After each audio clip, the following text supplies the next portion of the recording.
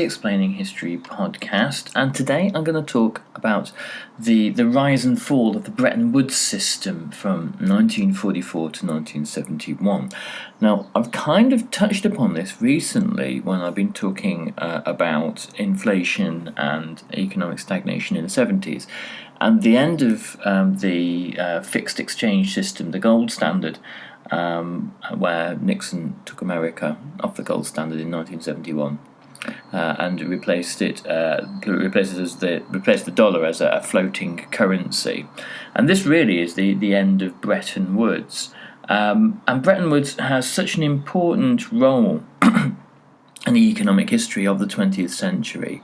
The economic revival of Germany and Japan, and the stabilization of Europe has an important role in the creation of the mid-century boom that we see from in the 40s, 50s and 60s, and also in the consolidation of this idea of the West during the Cold War.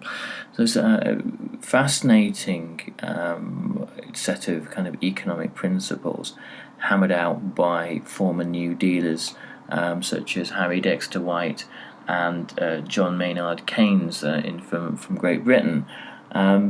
It has its model in the US New Deal, but by the time the negotiations in 1944 were finished, some of John Maynard Keynes' more optimistic, almost utopian goals about stabilizing the world economic system, ironing out trade imbalances and preventing there being vast disparities between rich and poor, crashed into the harsh realities of American power.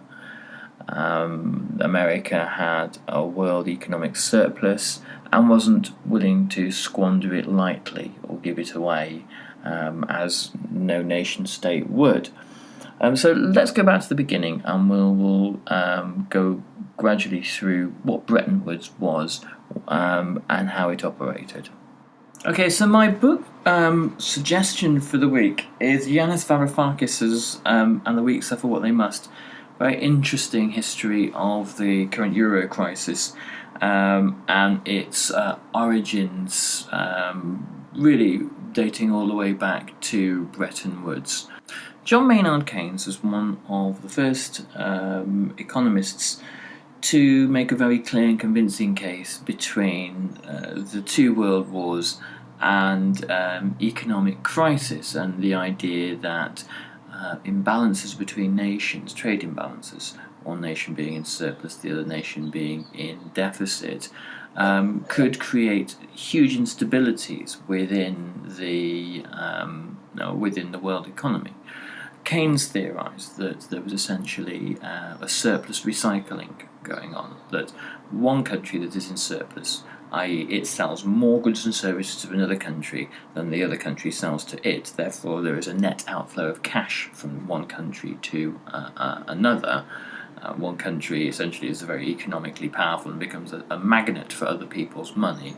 When it builds up all this cash, it needs to do something with it, so it lends it to other countries, thus creating debt. The other countries become indebted and suck, and the wealthy country sucks up more money, but it recycles it. One of the reasons it recycles the money is that if the other countries lose their spending power, then they don't buy the rich countries' products. This is all fine and well, said Keynes. However, all you need is a financial crisis in any one of those countries, and the system becomes very fragile. Lenders stop lending, the whole merry-go-round of goods and services and money stops, and the system crashes, as happens in 1929. Very quickly, you go from internationalism, globalism, trade, to protectionism, tariffs, beggar thy neighbour, economic policies, and you have multiple slumps, multiple economic crises, from which it's very difficult to revive economies, and these are perfect breeding grounds for people like Hitler, for example. and you only need to look at the voting patterns in Germany after 1929 to see that prior to economic crisis, when there's a nice and healthy period of surplus recycling between America and Germany, and Germany is enjoying an artificial boom, Hitler's not necessary. He is an irrelevance, and no one's listening to him. And as a result, and similarly, the communists are polling very badly as well. After 1929, within 2.5 years, by mid-1932, the Nazis are the largest party in Germany. And Keynes, in his book The Economic Consequences of the Peace, had quite presciently criticised the Treaty of Versailles, saying it did nothing to revive the shattered economies of Europe. It did nothing to bring Russia in from the cold. It did nothing, essentially, to create globalism. And he was quite justified, really, based on the subsequent results. So Keynes had looked at the Second World War and seen that a more exaggerated sort of set of surpluses and deficits had built up by the end of the Second World War. Every country in Europe is bankrupt, and Great Britain is bankrupt also, though our infrastructure isn't half as shattered as everybody else's. And America has a fifth of the world's population and half the world's wealth by 1945. And it was the intention of American policymakers really to keep things that way. But the price of that would have been an extremely unstable world where, and eventually the Marshall Aid steps in to kind of put the kibosh on this one. We would have an extremely unstable world, which would be susceptible to resurgent fascism and communism, particularly in Europe and Asia.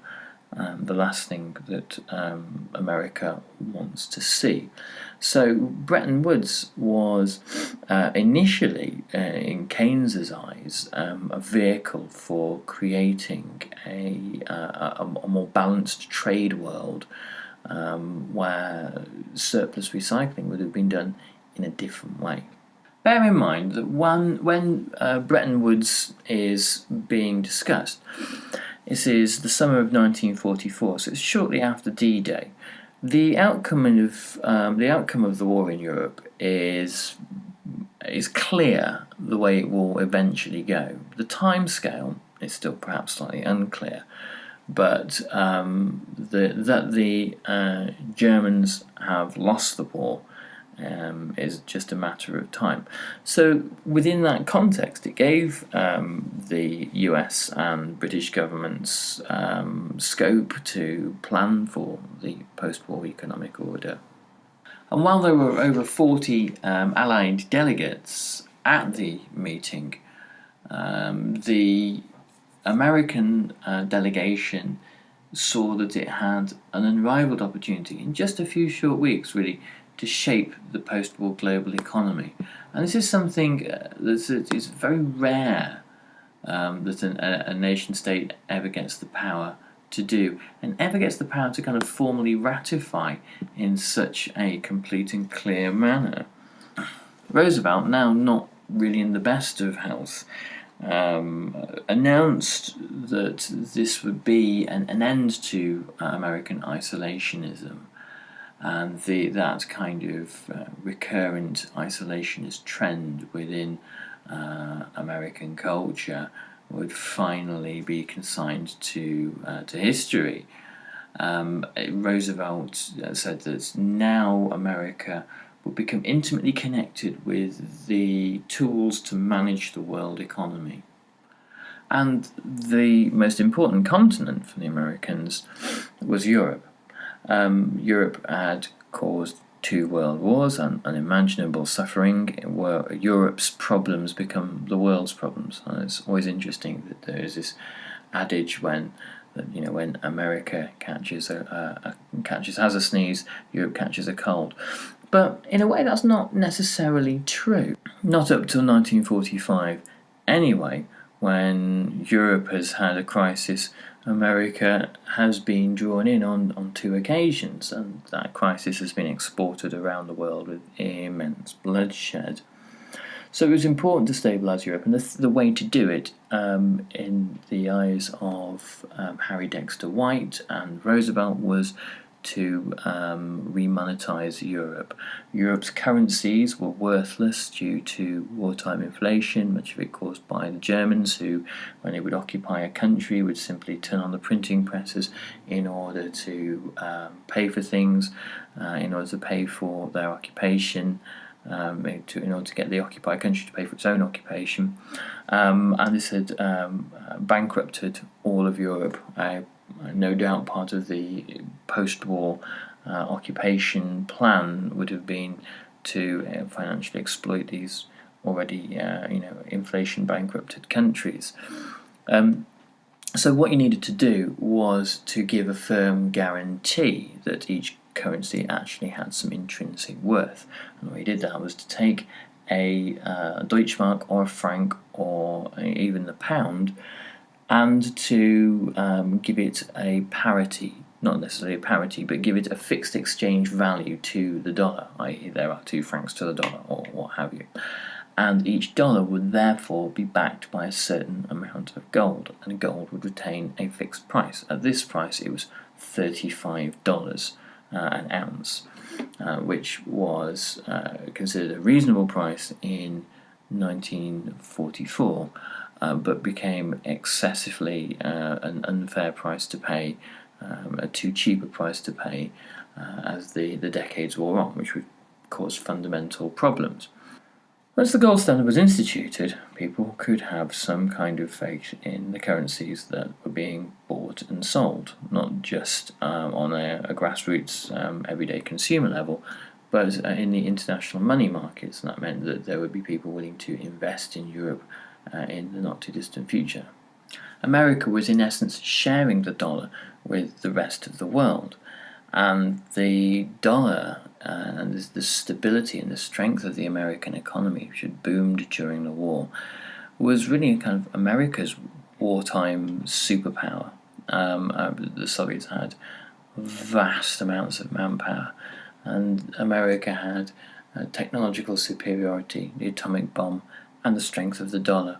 And it would perhaps be the strength of the dollar that would be the most decisive factor. Keynes argued that a global currency, which local currencies could be exchanged against, would be the way in which trade could be stabilised and imbalances could be avoided. He also argued that an international monetary fund should be essentially a clearinghouse for trade imbalances, that there were instruments to gradually discourage excessive build-ups of economic surpluses, and methods to encourage the recycling of those surpluses in a sustainable way. And so it meant that there would be fewer vast imbalances between rich and poor countries, and that the poor world would be, in Keynes's view, fast-tracked in terms of development. The problem for the Americans was that that firstly Harry Dexter White had been sent by Roosevelt to the Bretton Woods Agreement, not to come up with some utopian world view, but to come up with a stable system of world finance that worked only as long as America remained in surplus, and therefore were the seeds of its downfall. If this system of surplus recycling created nations which suddenly became wealthy, such as, say, Germany and Japan during the post-war boom, and nations which could then build up their own surpluses and recycle their own surplus cash to America in terms of exports and debt, then the system would no longer work for the United States, and therefore the dollar, which underpinned all of it, would come under intense pressure, and thus it would pull the rug out from underneath everyone's feet. So it was almost putting a future gun to the heads of European capitals, saying it's just not in your interests to outcompete us to the extent that you undermine the entire system. Obviously, it's very difficult to predict, or almost impossible to predict, what people will do in the future, or how countries will operate in the future. And therefore, there was a flaw here, and that the seeds of Bretton Woods' downfall were there within the entire system, because obviously what happens is Germany and Japan, the two countries that are militarily occupied by America, and the two countries where their currencies become support pillars for the dollar, protecting the rest of the world from the wilder fluctuations that might happen during economic crises. These countries become, who are constitutionally, politically, and economically restructured on American but also along social democratic lines, become economic powerhouses almost within a decade of the end of the Second World War. And they within 2 or 3 decades are filling American homes with Japanese-made electronics and German cars. And there is an acute sense of anxiety by the late 1960s, early 1970s, that America has lost its comparative advantages that had been gifted to it by the sacrifice of American soldiers during the Second World War, and that Americans weren't buying American anymore; they were buying European. And this also coincides with the extremely expensive Vietnam War, Lyndon Johnson's Great Society, the development of essentially almost an American welfare state at the same time as pursuing an extremely costly debt-financed American war. And the pressure on the US currency becomes insurmountable, especially as the amount of gold that underpins the US dollar and therefore underpins the French franc is hugely undervalued, and the US essentially winds up via the dollar and the franc selling gold to France for an absolute bargain. There's a considerable amount of resentment towards this in Washington when Richard Nixon comes to power. Nixon essentially says, look, this has to end. And Johnson before it said, I'm pretty fed up with having to underwrite France's economy at the expense of my ambitions in America, the Great Society, and winning the Vietnam War by selling them gold at a pittance. So in 1971, when the decision is taken to remove America from the gold standard, the Europeans are told, with virtually no notice, that their currencies now have to be based on the intrinsic value of their own economies. It's time for you guys to stand on your own 2 feet. And this causes an immense crisis, because everything from the pound to the Deutschmark has had a toe for the last few decades. The economies of Europe, they were given a huge shot in the arm by the support of the dollar, or the globalization of the dollar. But they don't have and haven't had to compete in quite the same way. It's not to say that the European economies are completely uncompetitive, but they haven't had their feet to the fire in quite the same way as they do now. And it's clear that there's a relationship between economic slump in the 1970s, up to 1973, and then the oil crisis really takes it in a whole new direction. But economic instability up to 1973, from 71 to 73, and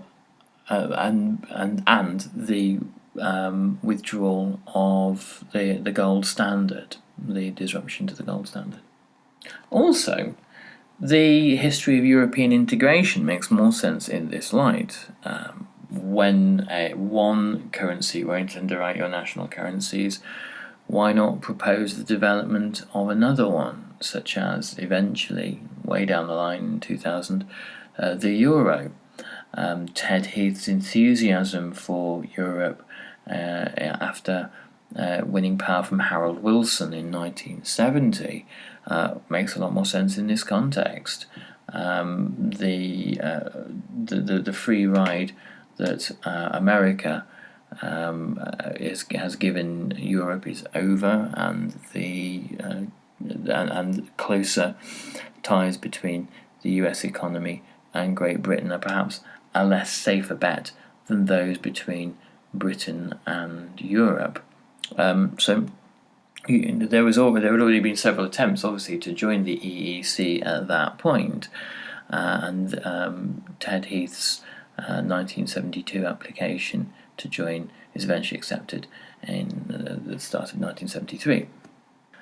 The good things that came from the Bretton Woods system was an unprecedented period of world economic growth, and based on really the strength of the dollar.